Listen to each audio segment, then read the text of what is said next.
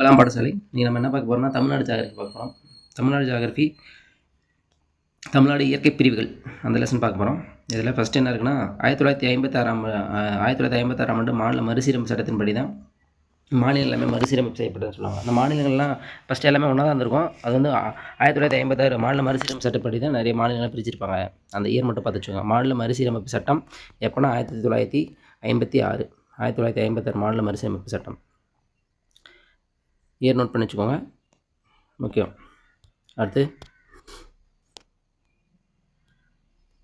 அடுத்த பேஜ், இந்த பேஜில் அவ்வளோதான். நெக்ஸ்ட் பேஜ்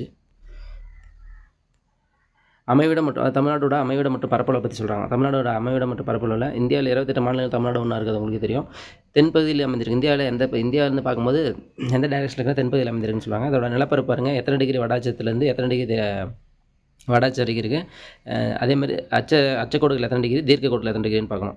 அதன் பரப்பளவு பாருங்கள், 8 டிகிரி 4 டேஷ் 8 டிகிரி 4 நிமிஷம் வடாச்சத்துலேருந்து 13 டிகிரி 35 நிமிஷம் வடாச்சு வரைக்கும். தீர்க்க ரேகையில் 76 டிகிரி 18 நிமிஷத்துலேருந்து 80 டிகிரி 20 நிமிஷம் வரைக்கும் பார்த்தீங்கன்னா பரவி இருக்குதுன்னு சொல்கிறாங்க. அந்த தமிழ்நாடு மேப் பார்த்தீங்கன்னா தெரியும், இதில் இருக்கு பாருங்கள்.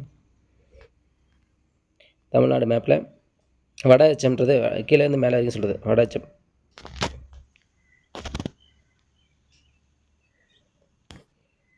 இந்த ஸ்டார்டிங் லைன் வந்து கீழே போகிறது ஸ்டார்டிங் லைன் இங்கே. ஸோ அந்த கன்னியாகுமரி இருக்கு இல்லையா, அந்த இடத்துல இருக்கிறது 8 டிகிரி, மேலே லாஸ்ட்டில் இருக்கிறது 13 டிகிரி. இந்த சைடு நீலகிரி, இந்த கூட கேரளா பக்கத்தில் இந்த பக்கம் நீலகிரி இருக்கு இல்லையா, இந்த சைடு இருக்குது அப்படின்னா தீர்க்க ரேகைன்னு சொல்லுவாங்க.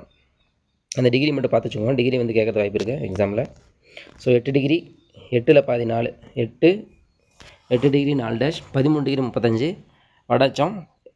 தீர்க்க ரேகை வந்து 76 18 80 20 76 18 80 20ன்னு சொல்லுவாங்க. ரைட். தமிழ்நாட்டோட கடைக்கோடி பகுதிகள் கிழக்கு பக்கத்தில் என்ன இது இருக்குது, மேற்கு பக்கத்தில் என்ன இருக்குது, அதாவது லாஸ்ட் பிளேஸ் எதுன்னு சொல்கிறாங்க. கிழக்கு பக்கத்தில் லாஸ்ட்டாக இருக்குது எதுனா கோடியக்கரை, மேற்கு பக்கத்தில் இருக்கிறது ஆனைமலை, வடக்கில் இருக்கிறது பழவேற்காடு ஏரி, தெற்கில் இருக்கிறது குமரிமலைன்னு சொல்லுவாங்க. அதோட எல்லைகள் கடைசி ஸ்டேஜ்.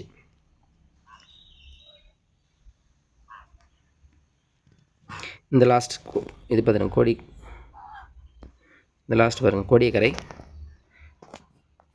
அதுக்கப்புறம் மேலே எட்ஜு பழவேற்காடு, வடக்கு பக்கத்தில் தெற்கு பக்கத்தில் இருக்கிறது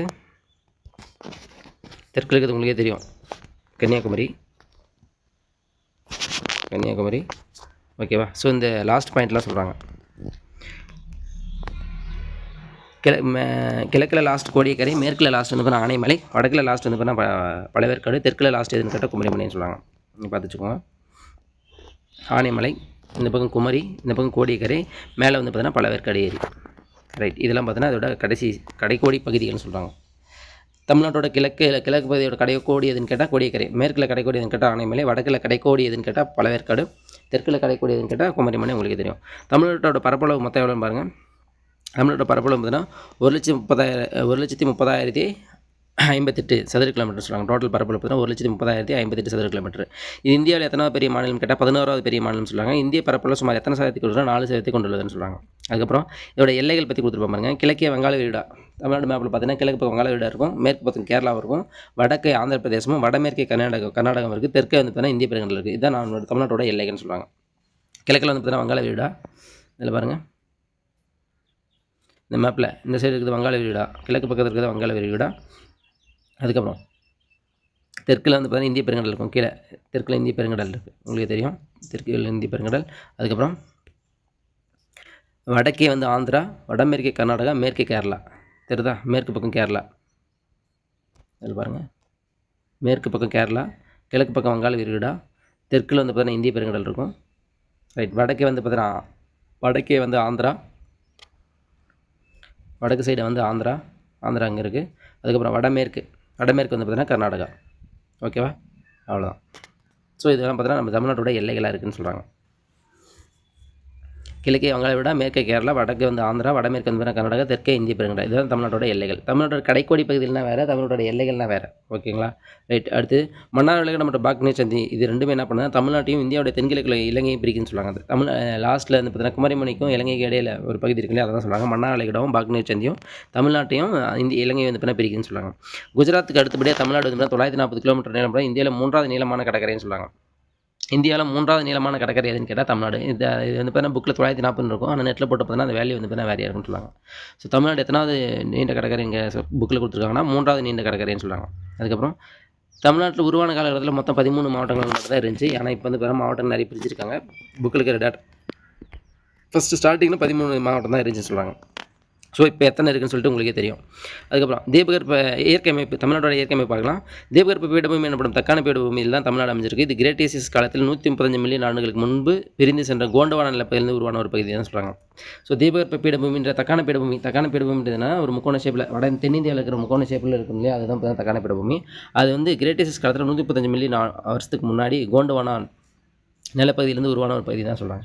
கோண்டவானா பகுதியிலேருந்து உருவான நிலப்பகுதி தான் தக்கான பீடபூமி. அந்த தக்கான பீடபூமிக்குள்ளே இருக்கிறது தான் நம்ம தமிழ்நாடு அதுக்குள்ளே தான் அமைஞ்சிருக்குன்னு சொல்கிறாங்க. ரைட். அதுக்கப்புறம் தமிழ்நாட்டோட நிலத்தோட்டத்தின் அடிப்படையில் இதெல்லாம் இருக்குன்னு சொல்லி கொடுத்துருப்பாங்க. மேற்கு தொடர்ச்சி மலை, கிழக்கு தொடர்ச்சி மலை, பீடபூமிகள், கடற்கரை சமைகள், உள்நாட்டு சமைகள் சொல்லி 5 பெரிய பிரிவுகளாக பிரிக்கப்படுதுன்னு சொல்கிறாங்க. தமிழ்நாட்டோட நிலத்தோட்டத்தை எத்தனையாக பிரிச்சிருக்காங்கன்னா 5 பிரிச்சிருக்காங்க.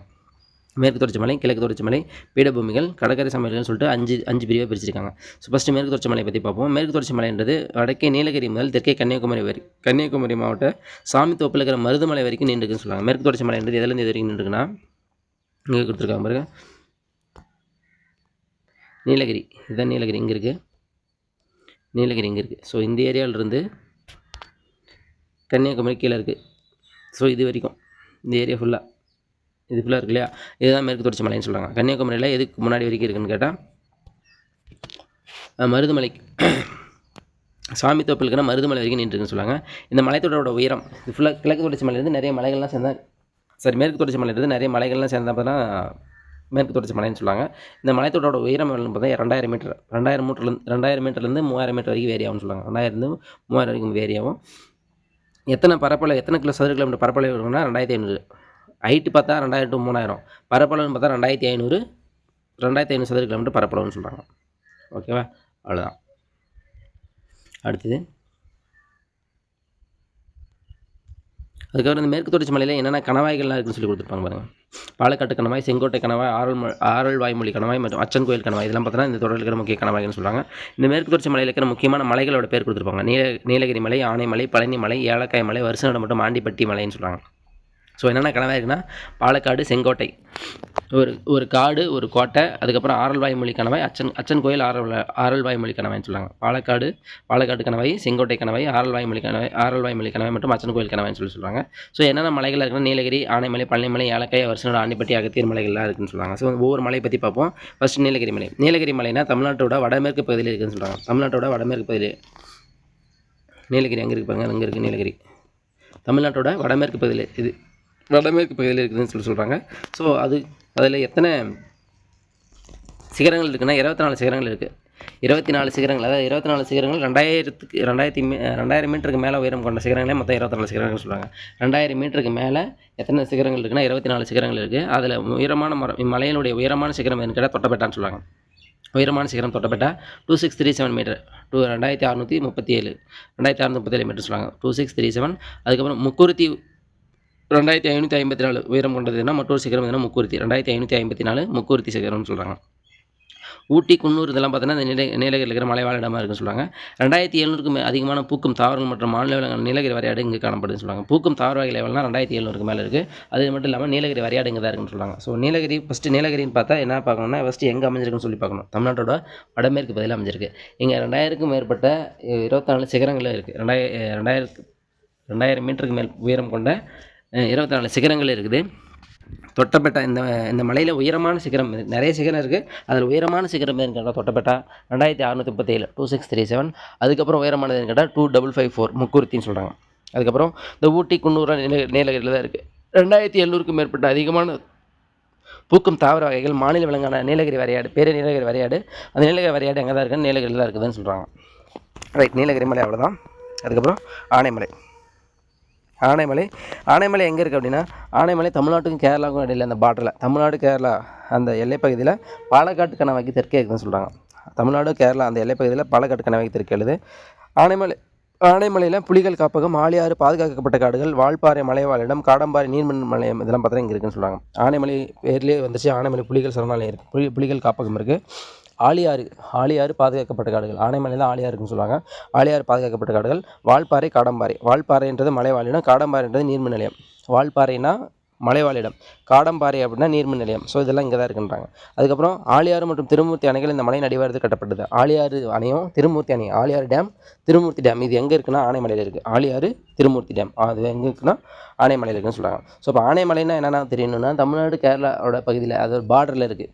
தமிழ்நாடு கேரளாவோட எல்லைப்பகுதியில் பார்டரில் பாலக்காட்டு கணவாய்க்கு தெற்கு பகுதியில் இருக்குது. ஆனைமலை புலிகள் காப்பகம், ஆழியாறு பாதுகாக்கப்பட்ட காடுகள், வால்பாறை மலைவாழிடம், காடம்பாறை நீர்மின் நிலையம். வால்பாறை மலைவாழிடம், காடம்பாறை நீர்மின் நிலையம் இதெல்லாம் இதில் இருக்குன்னு சொல்லுவாங்க.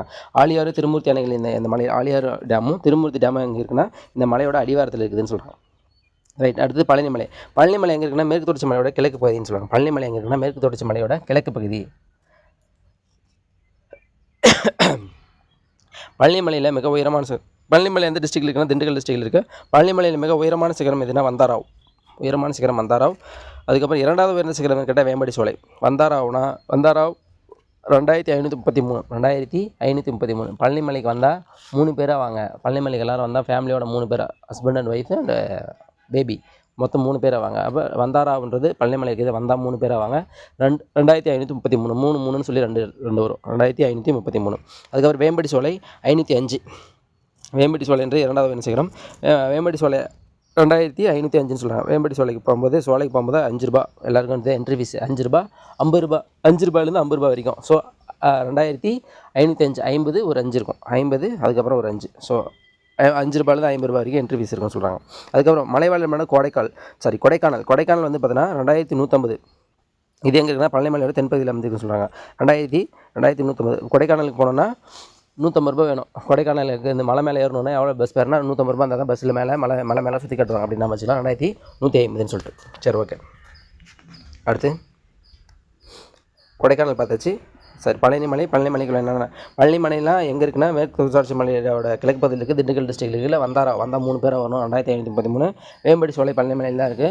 அங்கே வந்து பார்த்தீங்கன்னா 5 ரூபாயிலேருந்து 50 ரூபா வரைக்கும் டிக்கெட் 2505. அதுக்கப்புறம் வேறு என்ன இருக்குன்னா கொடைக்கானல் 2150 மீட்டர். அடுத்தது ஏலக்காய் மலைன்றது எங்கே இருக்குது அப்படின்னா தமிழ்நாட்டோட தென்மேற்கு பகுதியில் இருக்குது. தமிழ்நாட்டோட தென்மேற்கு பகுதியில் அமைந்துள்ள ஏலமலை குன்றுகள் எனவும் அழைக்கப்படுது. ஏலக்காய் மலையை ஏலமலை குன்றுகள் அப்படின்னு சொல்லி அழைக்குது. இங்கே அதிகமாக ஏலக்காய் பயிர்றதுனால, ஏலக்காய் வந்து இங்கே அதிகமாக பயிர்றதுனால இந்த பேர் வருது ஏலக்காய் மலைன்னு சொல்லிட்டு.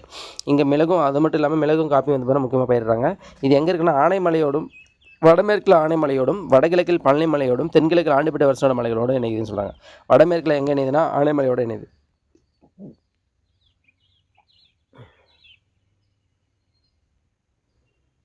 ஆனைமலை எங்கே இருக்கு பாருங்க, இங்கே இருக்குது. வடமேற்கில் ஆனைமலையோடும், ஆனைமலை இங்கே இருக்குது, கொடைக்கானல் இங்கே இருக்குது, பழனி இங்கே இருக்குது.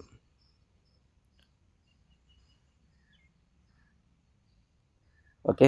ஸோ இந்த ஏலக்காய் மலைன்றது வடமேற்கில் ஆனைமலையோட, வடமேற்கில் வந்து பார்த்தா ஆனைமலையோட இணையுது. வடமேற்குன்னு பார்த்தா ஆனைமலை, வடகிழக்கில் பார்த்தா பழனிமலை, அதுக்கப்புறம் தென்கிழக்கில் பார்த்தா வடமேற்கு ஆனைமலை, வடகிழக்கில் பழனிமலை, ஆண்டிப்பட்டி வருஷனோட மலை எங்கன்னா தென்கிழக்கில் இருக்குன்னு சொல்கிறாங்க. ஸோ இதெல்லாம் பார்த்தீங்கன்னா இந்த மலைகளோட இணையுது அப்படின்றாங்க. அடுத்து மேற்கு தொடர்ச்சி மலையில் சிகரங்கள் பாருங்கள். தொட்டபெட்டா 2637, முக்கூர்த்தினா 2554, வேம்படி சொன்னா 2505, பெருமாள் மலைனா 2234, கோட்டை மலை அப்படின்னா 1920 பின்னாடி இருந்து வரணும். 1920 கோட்டை மலை, பக்காசுரம்னா 1819 பக்காசுரம்னு சொல்கிறாங்க. பக்காவாக இருக்குது அப்படின்ட்டு. ஸோ இது அந்த ஹைட் வைஸ் பார்த்தீங்கன்னா ஆர்டர் பண்ணியிருப்பாங்க. தொட்டபெட்டா, முக்குருத்தி, வேம்படி சோலை, பெருமாள் மலை, கோட்டை மலை, பக்காசுரான்னு சொல்கிறாங்க. ரைட். தொட்டபெட்டா நம்ம ஆல்ரெடி பார்த்துட்டோம் 2637, முக்குருத்தி 2554, வேம்படி சோலைனா 2505, பெருமாள் மலைனா 2234, கோட்டைனா பின்னாடி இந்த 1920, பக்காசுரனா 1819. அடுத்து வருஷநாடு ஆண்டிப்பட்டி மலை குண்டுகள் பாருங்கள். மேற்கு தொடர்ச்சி மலை கிழக்கு நோக்கி நீச்சி தான் வந்து மேற்கு தொடர்ச்சி மலையோட கிழக்கு நோக்கி நீச்சி தான் வருஷநாடு ஆண்டிப்பட்டி மலைன்னு சொல்லுவாங்க. இதில் மேகமலை, கழுகுமலை, குரங்கணி, சுருளி, கும்பக்கரை இதெல்லாம் பார்த்தீங்கன்னா இதில் இருக்குது. மேகமலை, கழுகுமலை, குரங்கணி, சுருளி கும்பக்கரை இருக்குது.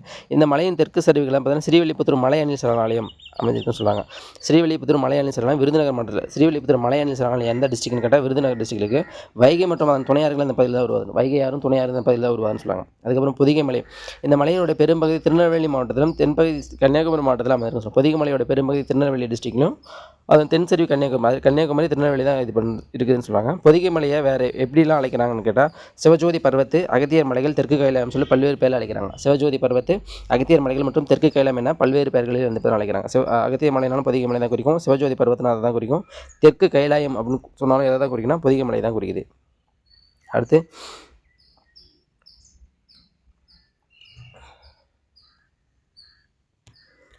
பாருங்க. அடுத்து மேற்கு தொடர்ச்சி மலையோட உயிரிய பன்மை செறிந்த ஒன்றாக இருக்குது எதுன்னு கேட்டால் இந்த பொதிகை மலை தான். களக்காடு முண்டந்துறை புலிகள் காப்பகம் எங்கே இருக்குன்னு சொல்லுவாங்க. களக்காடு முண்டந்துறை புலிகள் காப்பகம் எங்கே இருக்குன்னா அந்த பொதிகை மலைக்குள்ள தான் அமைந்திருக்குன்னு சொல்லுவாங்க. அதுக்கு அடுத்தது எதுனா மகேந்திரகிரி குன்றுகள். இந்த மலைத்தொடர் கன்னியாகுமரி திருநெல்வேலி மாவட்டத்தில் எல்லைப் பகுதிகளாக மேற்கு தொடர்ச்சி மலையின் தென்பகுதியாக அமைந்திருக்குன்னு சொல்லுவாங்க. இதோட சராசரியாக அதோட உயரம் கேட்டால் 1645 மீட்டர் 1645 மீட்டர்னு சொல்லுவாங்க. மகேந்திரகிரி குன்றுகள் எங்கன்னா கன்னியாகுமரி திருநெல்வேலி மாவட்டத்தில் இருக்குது. இதோட தென்பகுதி மேற்கு தொடர்ச்சி மலையோட தென்பகுதியாக இருக்குன்னு சொல்லுவாங்க. அதோட சராசரி உயரம் வந்து பார்த்தீங்கன்னா 1645 மீட்டர் 1645 மீட்டர் அதோட உயரம் சொல்லுவாங்க. ஸோ இது வரைக்கும் என்ன பார்த்துருக்குன்னா தமிழ்நாடு பற்றி ஃபுல்லாக தமிழ்நாடு ஃபஸ்ட்டு ஜென்ரலாக அதோட தமிழ்நாடு பூர்வாச்சு அதோட டோட்டல் பரப்பளவு எவ்வளோன்னு சொல்லி பார்த்துருப்போம். அதோட டிகிரி வடாட்சியத்தில் எவ்வளோ பரவி தென்னச்சத்தில் எவ்வளோ பரவின்னு பார்த்துருப்போம். பார்த்துட்டு அதோட எல்லைகளாக எந்தெந்த ஸ்டேட்டில் இருக்குது, எந்த பகுதியில் எது எல்லைகளாக இருக்குன்னு சொல்லி பார்த்துருப்போம். பார்த்துட்டு அதுக்கப்புறமா அதோட இயற்கமை பிரிவுகள் 5 பிரிவுன்னு சொல்லி பார்த்தோம். அதை பார்த்துட்டு மேற்கு தொடர்ச்சி மலைகள் பற்றி உள்ளார போயிட்டு மேற்கு தொடர்ச்சி மலைகளுக்குள்ளே என்னென்னலாம் இருக்குன்னு சொல்லி பார்த்துருக்கோம். என்னென்ன மலைகளுக்கு என்னென்ன கனவாக இருக்குது, என்னென்ன மலைகள் இருக்குன்னு சொல்லிட்டு நீலகிரி, ஆனைமலை, பழனிமலை, ஏலக்காய் மலை, வருசநாடு, ஆண்டிப்பட்டி, அகத்திய மலைகள். ஆண்டிப்பட்டி மற்றும் அகத்திய மலைகள். நீலகிரி மலைனா வடமேற்கு பகுதியில் அமைஞ்சிருக்கு. 2000க்கும் மேற்பட்ட சிகரங்கள் பார்த்தீங்கன்னா 24 சிகரங்கள் இருக்குது. தொட்டபெட்டா தான் 2637 மீட்டர் தொட்டபெட்டா.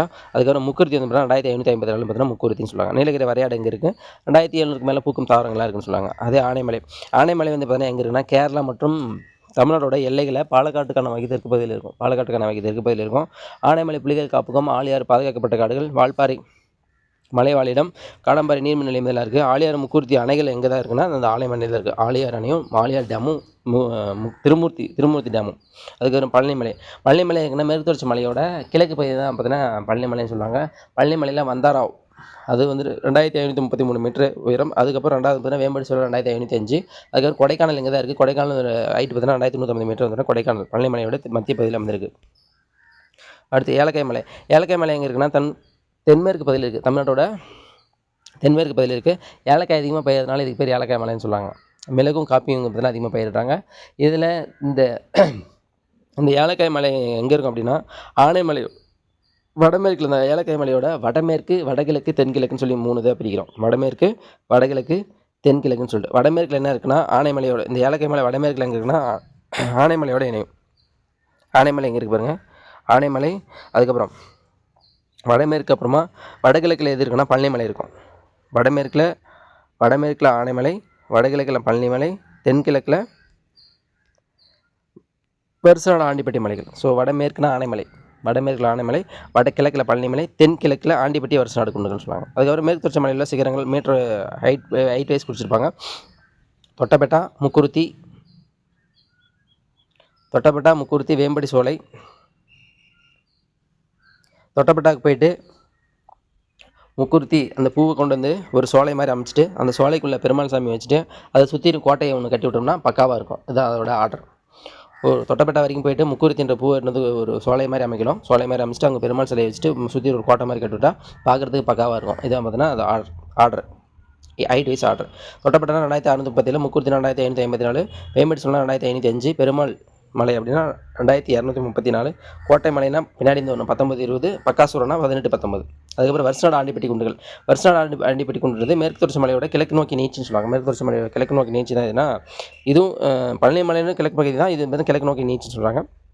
இதில் தான் மேகமலை, கழுகுமலை, குரங்கணி, சுருளி, கும்பக்கரை நீர்வீழ்ச்சிலாம் இங்கே தான் இருக்குது. அதுக்கப்புறம் ஸ்ரீவில்லிபுத்தூர் மலை அணில் சரணாலயம் விருதுநகர் மாவட்டத்தில். அது இந்த மலைக்குன்றுகளுக்கு கீழே தான் வருதுன்னு சொல்லுவாங்க. ஸ்ரீவில்லிபுத்தூர் வில்லின்னு வருதா விருதுநகர் டிஸ்ட்ரிக்ட். வைகை மற்றும் துணை ஆறுகள் இங்கே தான் இருக்குன்னு சொல்லுவாங்க. வைகை மற்றும் துணை ஆறுகள் எங்கே தான் இருக்குன்னா அந்த வருஷம் ஆண்டிப்பட்டி மலைக்குன்றுகள் தான் வருது. அதுக்கப்புறம் பொதிகைமலை எங்கன்னா திருநெல்வேலி மற்றும் கன்னியாகுமரி மாவட்டத்தில் இருக்குது. சிவஜோதி பர்வத்து அகத்தியர் மலை தெற்கு கைலாயம் சொல்லி பல்வேறு பேரில் அழைக்கிறது எதுனா இதுதான். சிவஜோதி பர்வத்து அகத்தியர் மலைகள் தெற்கு கைலாயம் சொல்லி பல்வேறு பேரில் பொதிகைமலை அழைக்கிறாங்க. பொதிகைமலையில் நிறைய உயிரின பன்மைகள் வந்து இங்கே தான் அதிகமாக இருக்கும். உயிரின பன்மை சேர்ந்த ஒன்றத்துக்கிறது இதுதான்.